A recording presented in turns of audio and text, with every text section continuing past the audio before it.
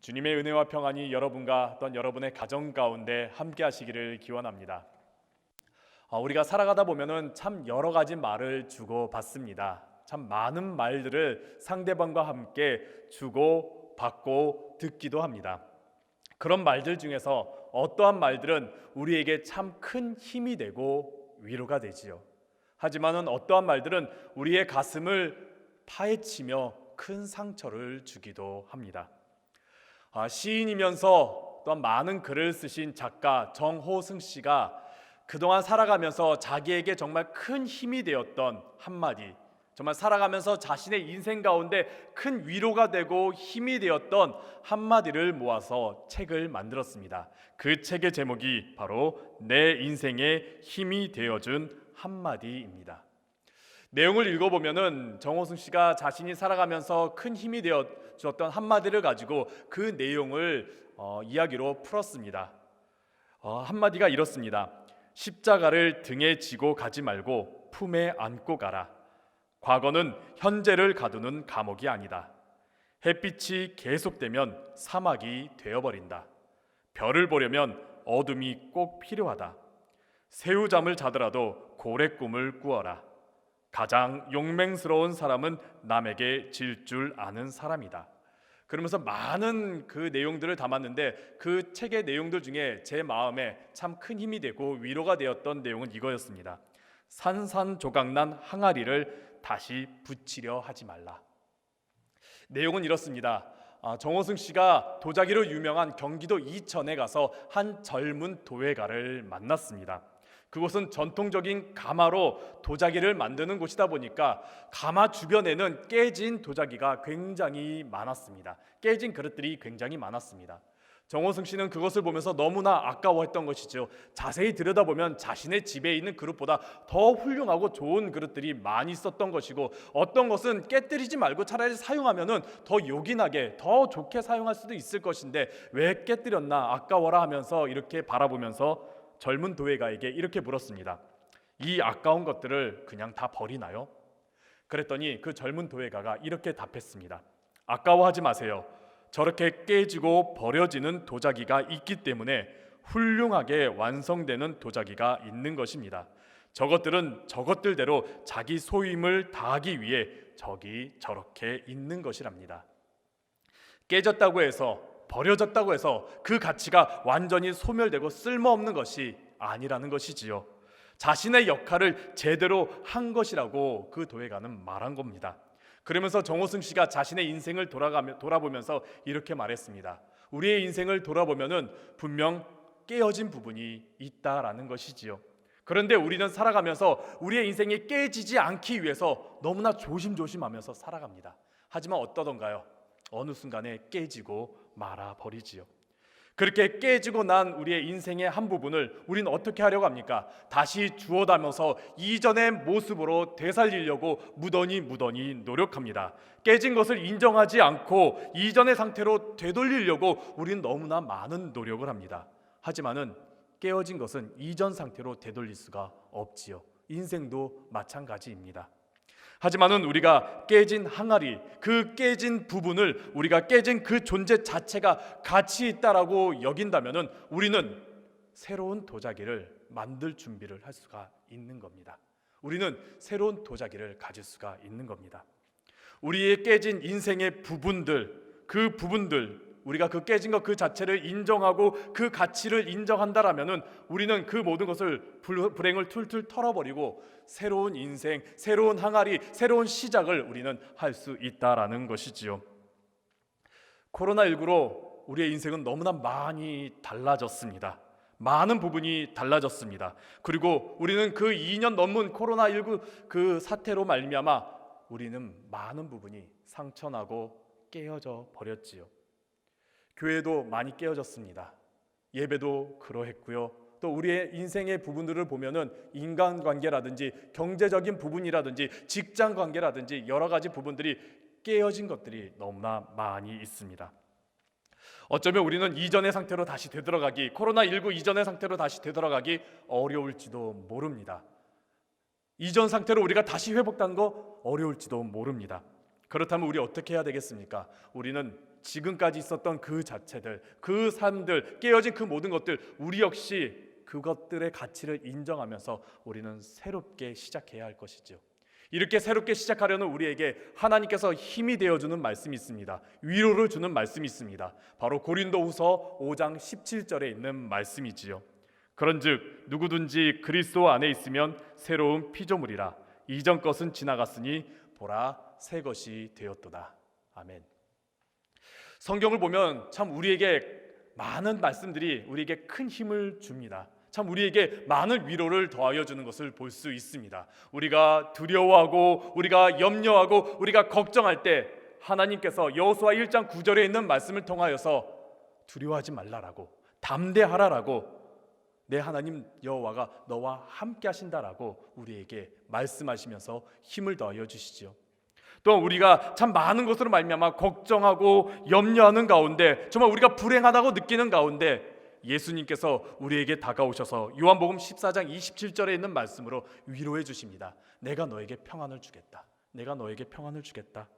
그러니 너는 마음에 근심하지도 말고 두려워하지도 말라라고 우리에게 말씀하시죠. 또 우리가 세상의 짐 때문에, 또 우리가 정말 세상의 많은 어려움들 때문에 고단하고 지쳐가고 있을 때 예수님께서 마태복음 11장 28절에 있는 말씀으로 우리를 위로하시면서 힘을 더하여 주십니다. 우리 함께 마태복음 11장 28절에 있는 말씀 함께 읽어보겠습니다. 수고하고 무거운 짐진 자들아 다 내게로 오라. 내가 너희를 쉬게 하리라. 아멘. 예수님께서는, 우리 하나님께서는 우리를 살리시고자, 우리에게 힘을 더하여 주시고자, 우리가 다시 생명을 얻게 하시고자 말씀을 더하여 주십니다. 그래서 많은 인생들이 하나님의 말씀을 붙잡고 하나님의 말씀을 듣고 하나님의 말씀으로 말미암아 다시 일어나고 새 힘을 얻는 것을 우리는 보게 되지요. 우리 주님의 말씀은 우리에게 새 힘을 더하여 주십니다. 오늘 함께 읽었던 시편 19편에 있는 말씀은 우리가 참 좋아하는 말씀들이 많이 담겨져 있습니다. 하나님의 말씀이 얼마나 귀한지 정금보다 더 귀합니다. 또 송이꿀보다 더 답니다라고 고백합니다. 그리고 시편 19편 마지막 14절에 있는 말씀에 보면은 하나님, 나의 입의 말과 내 마음에 있는 그 모든 것이 묵상이 하나님 앞에 연락되기를 원합니다라고 고백하는 내용이 있습니다. 시편 19편에 있는 내용을 보면은 크게 네 가지로 나눌 수가 있습니다. 1절부터 6절까지 있는 말씀을 보면은 이 창조 세계를 통하여서 시인은 하나님께서 하신 일, 하나님께서 창조하시고 하나님께서 창조하신 그 모든 것을 보면서 하나님께서 하신 일, 그리고 그 안에 담겨진 하나님의 마음을 보면서 감동하는 장면이 나옵니다. 그리고서 이어서 7절부터 10절까지 있는 말씀 보면은 이렇게 하나님께서 하신 일이 담겨져 있는, 하나님의 마음이 담겨져 있는 성경 말씀을 보면서 감동하는 장면이 나옵니다. 이어서 11절부터 13절까지 이러한 말씀이 내 인생 가운데 늘 함께 있기를, 내가 이 말씀과 늘 가까이 하기를 간절히 바라는 마음이 담겨져 있고, 14절에서 하나님, 내 마음과 내 입술이 하나님께 합당하기를, 연락되기를 원합니다라는 말로 마치게 됩니다. 이 내용들 중에서 7절부터 9절까지 있는 말씀을 좀 깊게 한번 바라보고자 합니다. 7절부터 9절까지 있는 말씀을 보면은 하나님의 말씀에 대해서 6가지로 표현되어 있습니다. 율법으로, 증거로, 교훈으로, 계명으로, 하나님을 경외하는 도로, 그리고 법으로 표현되어 있습니다. 이 모든 것은 다 하나님의 말씀을 말하고 있습니다. 이렇게 하나님의 말씀이, 이 6가지 모습을 담긴 하나님의 말씀이 우리에게 힘을 주는데 어떻게 힘을 주느냐? 7절에서는 우리를 소송케 하고 또 우리를 지혜롭게 한다라고 말합니다. 그리고 8절의 말씀 보면 우리의 마음을 기쁘게 하고 우리의 눈을 밝힌다라고 말합니다. 그리고 9절에 있는 말씀을 보면 이 말씀이 우리의 인생 가운데 영원히 지속되고, 그리고 이 말씀은 의롭다, 맞는 말씀이다, 옳은 말씀이다라고 말하고 있습니다. 이 말씀이 얼마나 귀한지, 이 말씀이 우리들에게 얼마나 큰 가치가 있는지 10절에서는 정금보다 더 귀한 가치를 지니고 있고 송이꿀보다 더 단 가치를 지니고 있다라고 시인은 고백하고 있는 것이죠. 이 내용들 중에서 7절부터 9절까지 있는 말씀을 우리가 함께 자세히 살펴보면서 하나님께서 우리에게 말씀을 통하여 어떠한 힘을 더하여 주시는지, 우리의 인생 가운데 어떠한 힘을 더하여 주시는지를 함께 나누어 보고자 합니다. 사랑하는 성도 여러분, 하나님께서 주시는 새 힘, 그 말씀을 통하여서 다시 일어나고 시작하시기를 간절히 바랍니다. 첫 번째입니다. 하나님의 말씀은 우리를 소성케 하고 그리고 우리를 지혜롭게 합니다. 함께 7절에 있는 말씀을 읽도록 하겠습니다. 여호와의 율법은 완전하여 영혼을 소성시키며 여호와의 증거는 확실하여 우둔한 자를 지혜롭게 하며. 아멘. 여호와의 말씀은 완전하다, 완전하다. 이 완전하다는 히브리어는 타밈이라는 단어를 사용하고 있습니다. 이 타밈이라는 단어는 완전하다, 완벽하다라는 뜻도 가지고 있지만은 그 어떠한 흠도 없는 상태를 의미하고 있습니다. 그리고 생명이 충만하여져서 모든 것이 다 온전하다라는 의미를 가지고 있습니다. 하나님의 말씀은 완전합니다. 세상의 많은 것들은 변합니다. 세상의 많은 것들은 부조리하고 또한 불평등합니다. 하지만은 하나님의 말씀은 오랜 세월 동안 흔들리지 않게 우리의 기준이 되어주며 우리의 길이 되어주는 완전한 말씀인 것이지요. 그래서 그 말씀은 우리를 자유케 하고 우리에게 생명을 더하여 주었습니다. 이 말씀, 이 완전한 말씀이 우리의 영혼을 소성케 합니다. 소성하다, 소성하다. 히브리어로 슈브라는 단어를 사용하고 있는데 그 뜻은 생명을 더하여 준다. 그 말도 있지만은 되돌리다, 회복시키다 라는 단어의 뜻을 가지고 있습니다. 더 정확히는 하나님께로 다시 되돌아오게 하다, 하나님의 형상을 다시 회복시키다 라는 그런 의미를 가지고 있습니다. 완전하신 하나님의 말씀은 우리의 영혼을 회복시키는데 하나님께로 되돌려서 하나님의 형상을 다시 회복시키는 그런 능력을, 힘을 더하여 준다라는 것이지요. 우리의 영혼이 되살아나기 위해서는 우리는 하나님의 말씀을 붙잡아야 합니다. 세상에 많은 사람들이 지금 그들의 영혼이 지치고 고단하고 피폐해져서 회복하려고 여러 가지 방법을 찾고 있습니다. 명상을 하기도 하고 또한 여행을 가기도 하고 여러 가지 힐링을 한다면서 많은 방법들을 찾고 있습니다. 물론 도움은 되죠. 하지만은 우리의 영혼을 되살리기 위해서는, 우리의 영혼을 회복하기 위해서 필요한 것은 하나님의 말씀입니다. 이런 하나님의 말씀, 이어서 7절에서 뒷부분에 보면은 이 말씀은 확실하기 때문에 믿을만하기 때문에 신실하기 때문에 우리를 지혜롭게 한다라고 말합니다. 우둔한 자를 지혜롭게 한다라고 말합니다. 여기서 말하는 우둔한 자는 악한 자가 아닙니다.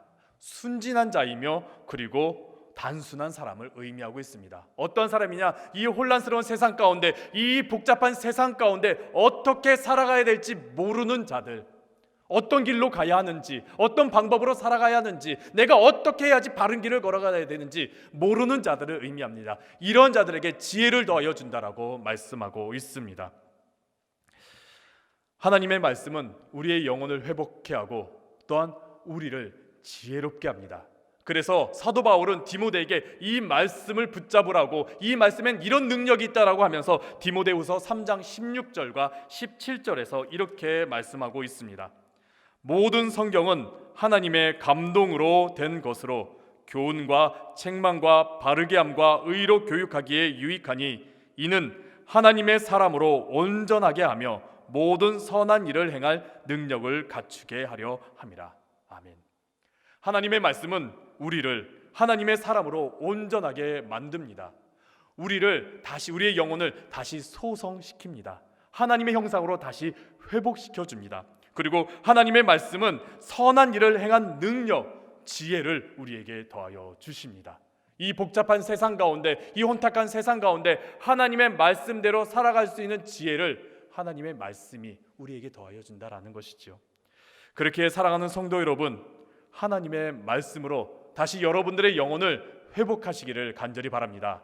그리고 이 복잡한 세상 가운데 하나님의 말씀으로 바른 길을 가는 지혜를 얻으시기를 간절히 바랍니다.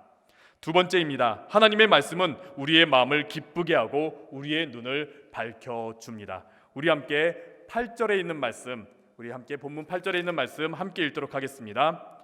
여호와의 교훈은 정직하여 마음을 기쁘게 하고 여호와의 계명은 순결하여 눈을 밝게 하시도다. 아멘. 정직하다. 이 단어는 히브리어로 야샤르라고 해갖고 정직하다라는 뜻도 가지고 있지만은 똑바르다, 정확하다, 바로잡다, 기준을 정확하게 세우다라는 뜻을 가지고 있습니다. 정확하다, 정직하다, 기준을 바로 세우다, 이 단어를 들으면 자칫하면 좀 나를 불편하게 하는 것은 아닌가, 나를 억압하고 있는 것은 아닌가 싶기도 합니다. 근데 이 내용이 어떤 의미냐?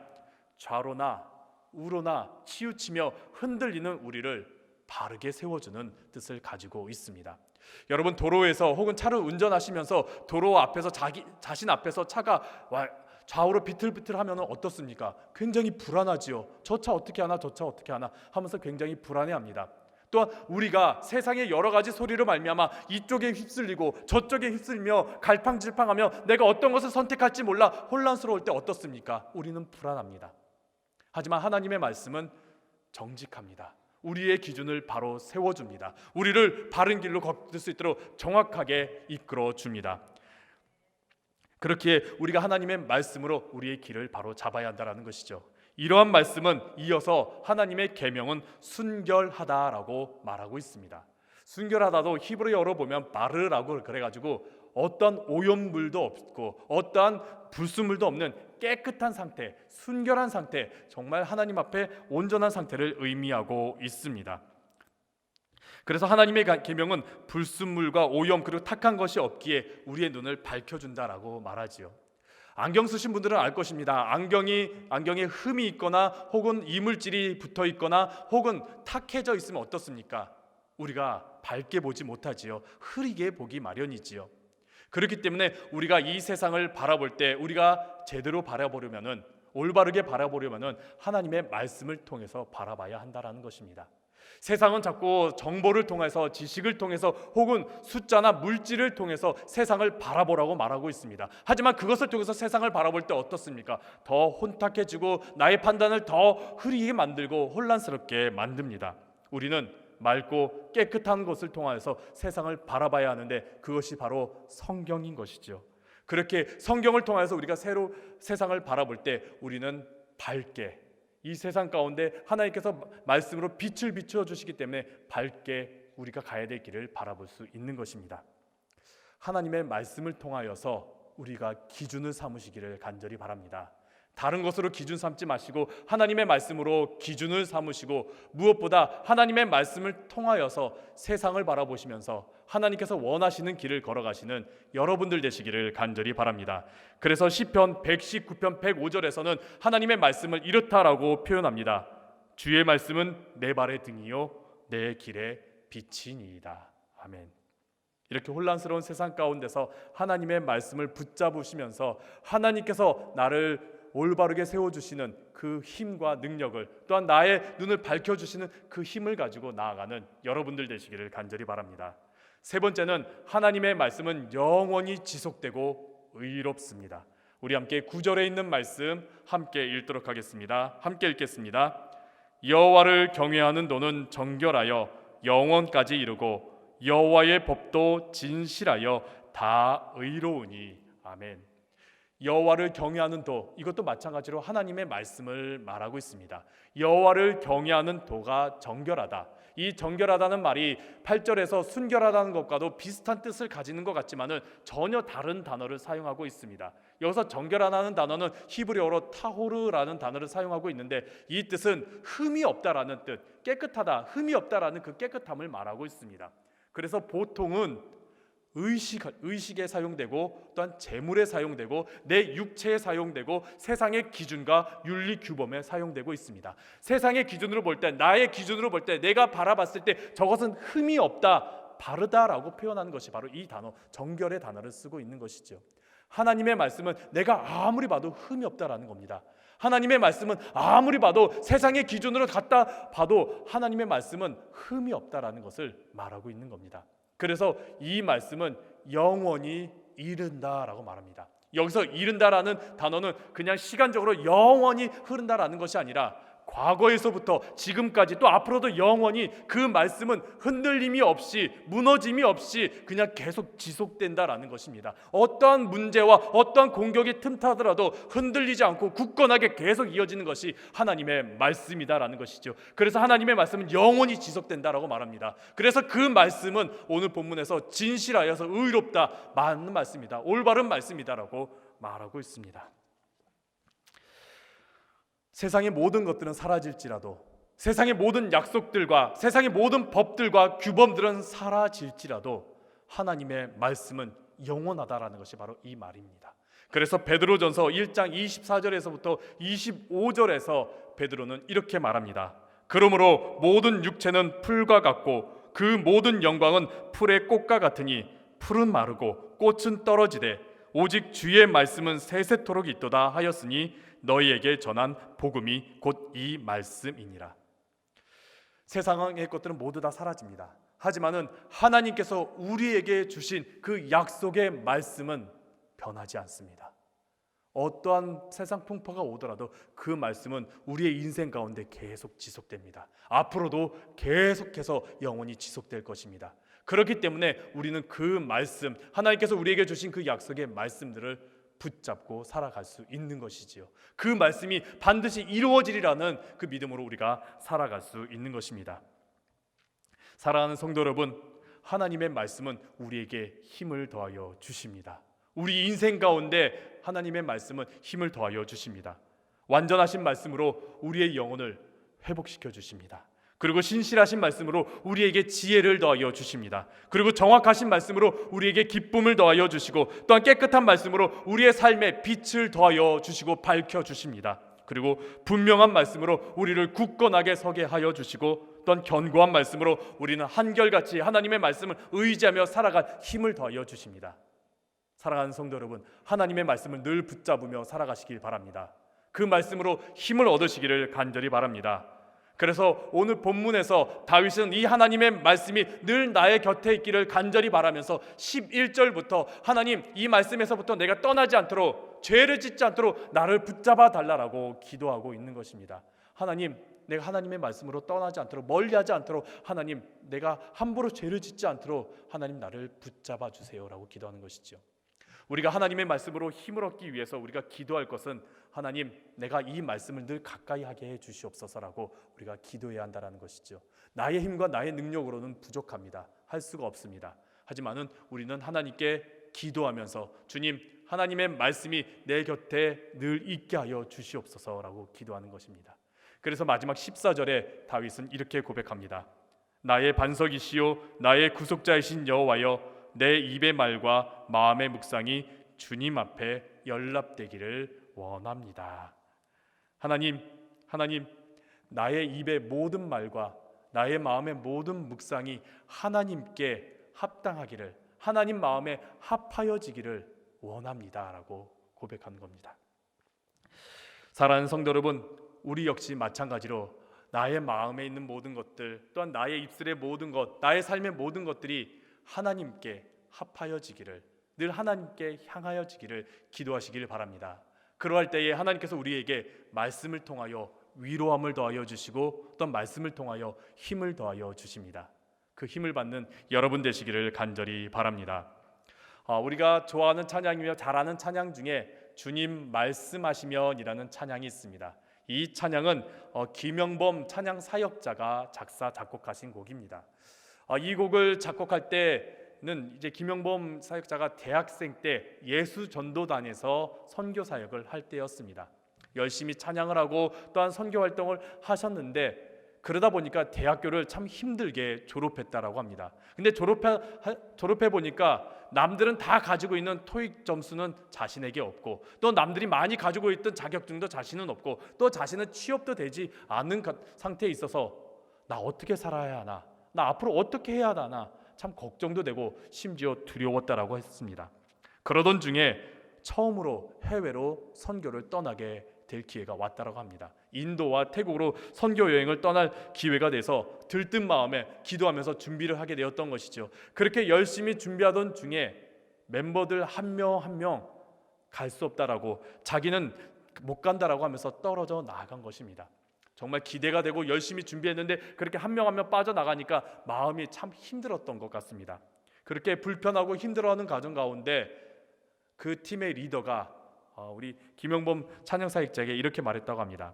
함께 전도 여행을 가든지 못 가든지가 중요한 것이 아니라 각자의 자리에서 부르심대로 감당하면 되는 겁니다. 우리 함께 기도하면서 한 팀으로 나아갑시다.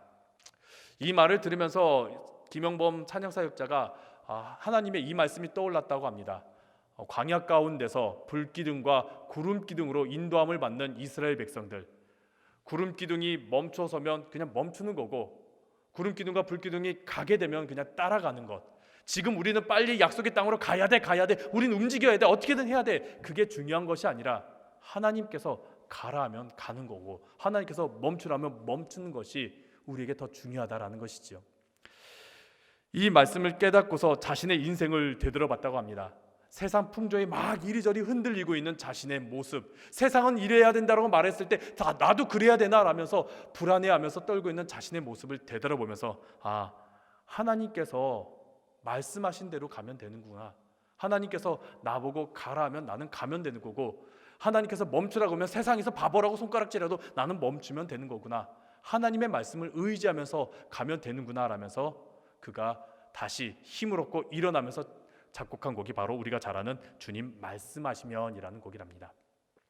우리 역시 하나님의 말씀에 신뢰하고 의지하면서 살아가시기를 바랍니다. 그 말씀이 우리에게 참 힘들고 그 말씀이 틀린 것 같이 여길지라도 하나님께서 우리에게 주시는 말씀은 우리에게 생명을 더하여 주시고 우리에게 위로를 더하여 주시고 무엇보다 우리에게 새 힘을 더하여 주십니다. 그 말씀을 붙잡고 한 걸음 한 걸음 나아가며 다시 일어나고 시작하시는 여러분들 되시기를 간절히 바랍니다.